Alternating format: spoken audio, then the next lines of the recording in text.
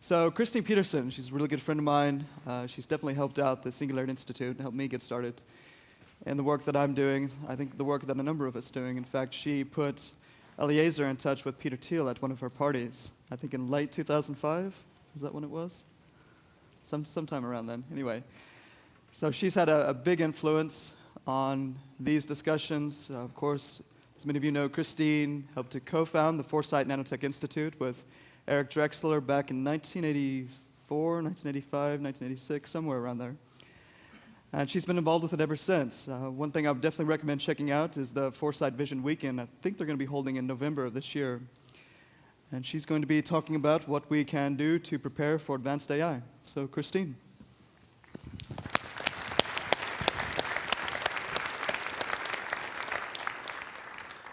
Great, thanks, Tyler. I'd like to thank you so much and your whole team for having me here, although you did put me right after Steve Jurvetson, which is a very hard act to follow, but I'm just going to have to do my best. So, preparing for bizarreness, I think that's what we're here to do. And so I have an idea I'm going to throw out and get your reaction. First, there's two things to prepare for. You've got to prepare for the benefits and the risks. So the benefits, that's the fun part. Most important thing is to stick around, which for some of us may mean, depending on the schedule for AGI, may mean trying to do some anti-aging. Lots of great work being done out there. I think we have Chris Heward here in the audience from Kronos. Also, I think during the same time period is the conference on strategies for engineered negligible senescence over in England. I think that's run by Aubrey de Grey. Great work there. I'm also really interested in personal life extension strategies. You guys are all really smart. How many of you are doing this stuff personally? I know a lot of you aren't, or maybe you're just kind of floundering around. Well, I'll give a talk on that some other time, but come to me. I want to help you with that. But the talk is really about preparing for risks. That's where we really need to focus. As AGI and nanotechnology develop, the risks we're going to be feeling are going to be increasing, and they come from smaller and smaller groups. Bill Joy's right about that. He wasn't the only one saying that, but whoever is saying that is right. So we need to be secure in our information technology and in our physical technology, in our physical selves, our persons, our bodies, our property. Last year when I spoke was about IT risk. That talks up on the conference website. So we're going to expand it this year and look at physical risk, which is dependent on the IT risk. In terms of time frame, you can think about 3 stages. The first stage is sort of traditional threats, explosives, chemical, nuclear. 9/11 was about the discovery that an airplane could be used as an explosive bomb. Next stage would be bio. We've already seen the earliest examples of that. We've seen the anthrax. We've seen what happened in the Japanese subways. We've started stage 2 already. And then eventually you get to stage 3, nanotechnology risks. Each one of these just gets harder. We don't know where on this timeline AGI comes in. We don't know what side it comes in on. Does it come in on the offense or the defense?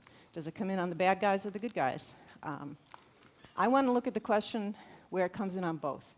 Because if it only comes in on the bad side, we're screwed.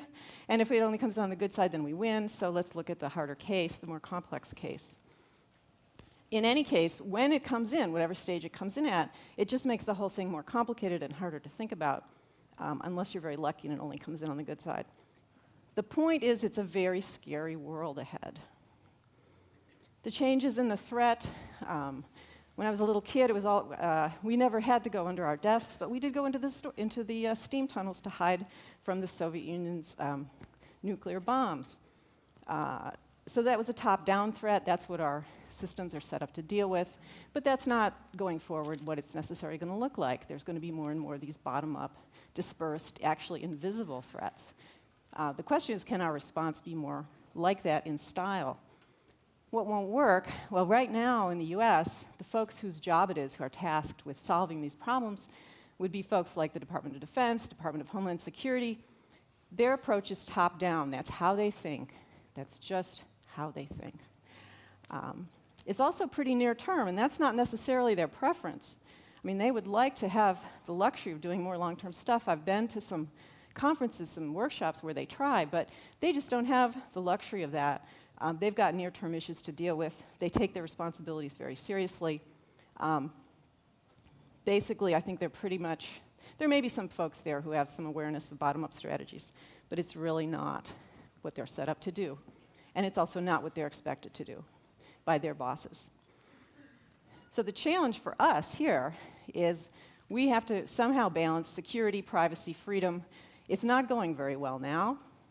A lot of what we don't like coming out of DC is justified by these security concerns. Presumably, you're all aware about open source style solutions, especially in software. How do we take those principles? Can we take those principles out into the physical world? How would you do that? Does it make sense to do that? We already know the top-down way of security. It's centralized. It's mandatory. You will do this. It doesn't matter whether you want to do it. It's monolithic. You're all going to do it, and you're all going to start at this time. It's limited in input. How do you get ideas into the system? What's the mechanism? There's no mechanism. It's secretive. You cannot even find out how this thing works.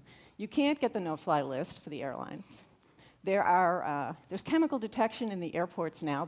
I'm not talking about the puffer machine. You may have stood, I have, in the puffer machine, and you know what's going on. You know that they are checking things out. There's other machines, I have heard, from reliable sources, that they're checking you out, and you don't know what they're measuring. What are they checking? What chemicals are they detecting? Is it just explosives, or are they checking for illegal drugs as well? We have no idea. There are signs at the International Baggage Claim saying you can't record. That's an interesting idea. I mean, do I, as an individual, maybe I should have a right to record what's happening in my life? How do I protect my rights if I'm not allowed to record? How could I prove what happened to me? What's going on here? Let's think about it. So I'm taking airline security as an example. Weapons control in general is this way. What would bottom-up way look like? Well, just the opposite. It would be decentralized, either voluntary or privatized as much as possible, experimental, so it isn't all the same everywhere, collaborative, so you can get ideas into the system, and open and transparent. You can find out how the heck the system works. Today's open source software is a model. To some extent, the fourth 9/11 flight was a model. That was a bunch of bottom-up work.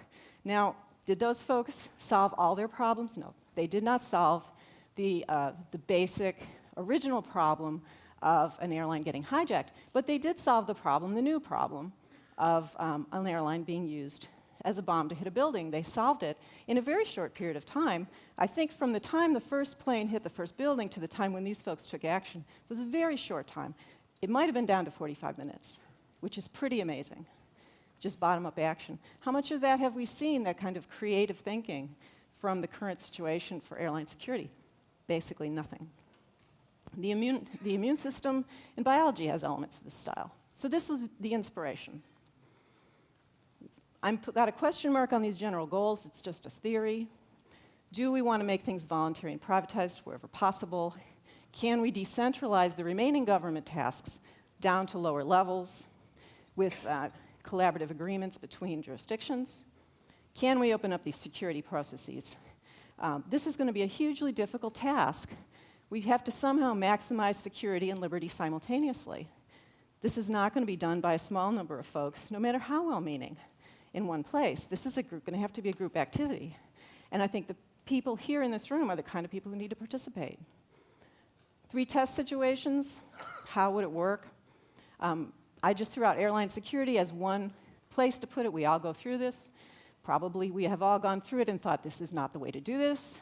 This is not making me safe. I don't feel this is the right way to do this. Then later on, we're going to have this issue for biological weapons. I said this is already starting. This is very scary. It's a real issue. It's already started. And then eventually you've got advanced nanotechnology, which could be used for offensive weapons. If you don't know what I mean, or if you're by advanced nanotechnology, or if you're interested in that area, there are conference brochures with a picture of a molecular machine system on the front out in the lobby. You're welcome to join us at that meeting. But that technology could be used offensively as well. You notice there's this word surveillance. We don't really like that word. It means observing from above in French. There's a new term, surveillance, observing from below. which is more of an open source style concept. Now, some of you may be sitting there going, well, why do we have to have any valence at all? Why can't we have non-valence? And the answer I would say is, well, there's threats. There are actual issues here. And somebody has to keep an eye on that. And that's what we're talking about. And if we don't solve it, other people are going to, quote, solve it for us. And we're seeing how that goes now. It doesn't go well. So where are these solutions going to come from? Well, you want to figure out what a threat is going to do and how do you deal with it. How about doing, obviously, simulations and gaming? This is from the book Engines of Creation, still. Got a lot of wisdom for us on this issue. Turning loose a horde of engineers, computer hackers, biologists, hobbyists, and AIs to model these kinds of things, on both sides. Now, here is a useful game. I was thrilled to hear that the Templeton Foundation gentlemen say that they're interested in funding gaming. Here's a really useful game to fund. And this game never ends, right? We need whoever's good at World of Warcraft to put down the World of Warcraft and come join this game, which really matters a lot.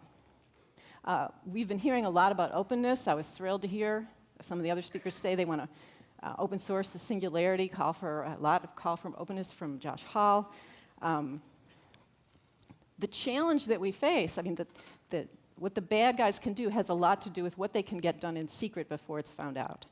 So the more of physical space that you kind of have a feel for what's going on in, the harder it is for resources to be gathered for negative purposes.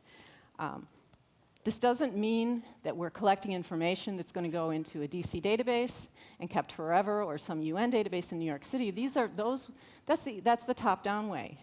I don't think it has to be that way. I think we can come up with better solutions. I talked about whether AGI is on one side or the other, and that the hardest case or the most complex case is when it's on both sides. Again, from Engines of Creation, there is, we heard before, this concept of institutions and corporations as interesting models, governments even, as interesting models for superhuman, quote-unquote, entities who need controlling, and how we do that today. So, well, you do it with other institutions. And so we can get hope from that there may be ways to control these things. It's certainly not a hopeless case. The long-term security goal, automated systems designed to protect without threatening. Automated means software. Non-threatening means there are limits built into the systems, and you have to, in order to not be threatening, you have to be able to tell. It's got to be transparent, both in the software and the hardware. We have to demand this, just like we have to demand it in our voting machines. What could be more obvious than that voting machines have to be transparent in the software and the hardware? The idea you could have proprietary secret software in the voting machines is ridiculous. How did that even start? I mean, it's our fault, you know.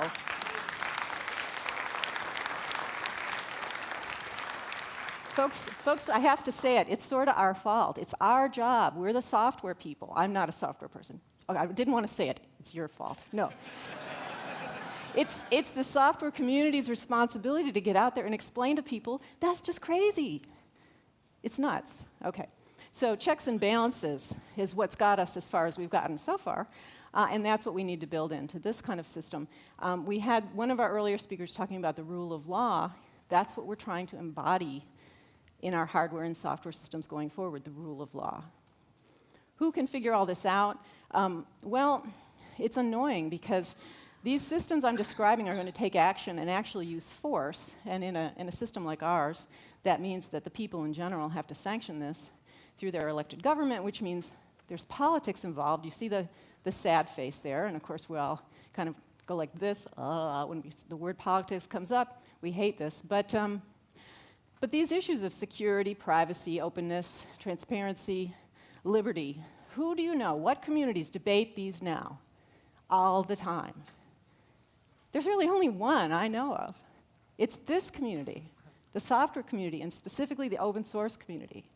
They talk about this stuff all the time, very vehemently. Strong views, deeply held views, a lot of theory about, well, how are you going to do this?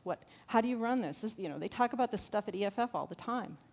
The connection between technology, politics, freedom. What other communities to even talk about this stuff? So I would argue there is no group better qualified than the software community, particularly open source folks, but software in general, to take this on. This is going to be really awfully hard and really unpleasant, kind of like the American Revolution, but a lot harder. If you look at Ben Franklin and Thomas Jefferson, they were inventors. And if you look, as I did to prepare for this talk, I went online, looked at their inventions. They were the alpha geeks of their time. These were hotshot technical guys. But they held their noses when the time came and stepped in and did really a great job, and we're all still benefiting from their work to straighten out politics when it became necessary. The old saying, the Constitution, it's not perfect, but it's better than what we've got. They did a great job. So you may be sitting there going, God, the Constitution, Franklin, Jefferson, it sounds like this is like a Heinlein novel. She's trying to convince me I'm in a Heinlein novel where, there's heroic action to take. Well, guess what? You are. You really are. This is a critical time. And there's going to be huge decisions and a lot of work to be done. And you're the best ones to do it. And I hate to tell you that. I know you have other things to do. You want to go work on Web 2.0 and get rich, right? But we're also going to have to do this. So what, who, me? It's like, yeah. And I know a lot of you personally, and you're sitting there going, well, she can't be talking about me. Well, don't be too sure. We have people as bright as them today. Some are here at the summit. They're not all the speakers. There's a lot of you guys out in the audience who aren't speaking this time. I know you personally, and because I know so many of you personally, I know a lot about you other guys, because I have a statistical reading on this audience. And I know there's tons of alpha geeks out there. You're really smart, and you hate politics. And the idea of helping in politics just is nauseating. And you would rather go get rich or do technology, but we're going to have to do this, folks. I mean, you got to be alive to do that stuff. And this is going to be a critical thing at some point. Being rich is good. We need the rich guys. Really, we do. So I want to thank you all. I am not an alpha geek myself, although I try to be helpful to them. I'd like to thank them all in advance for taking this on, because I know they will eventually. And I just want to point out it'll be easier if they start earlier, and saying that I would be happy to help. So if you're interested in these kinds of ideas, I've mentioned the book Engines of Creation. It's available as a book, of course, but also free online at edrexler.com. We're calling this project for now the Open Source Physical Security Project. It's so new, I don't even have a web page up on it. That just shows you how I could use some help. Well, we'd love you to join Foresight, and if you're interested, send me your email address and just tell me, hey, I think open source physical security is an interesting idea. You don't have to know what to do about it. Just tell me you're interested. That's all we're doing right now. But the other thing we're doing, and I think Tyler mentioned this, is we have a conference called the Vision Weekend, which this year is November 3rd and 4th. It's a combination conference and unconference. I think a lot of you have been to the unconference format. It's really a blast. And it's at Yahoo headquarters. Special thanks to Yahoo for that donation. And I want to invite you all to that meeting to explore this and a lot of other topics, life extension, nanotechnology in general, all these kinds of things that we cover at that meeting. I think on your way out of this room, there will be flyers handed out about this at the end of the session. And I think on that note, I will thank you for your attention, and maybe we can either have questions now or at the panel. Thanks a lot.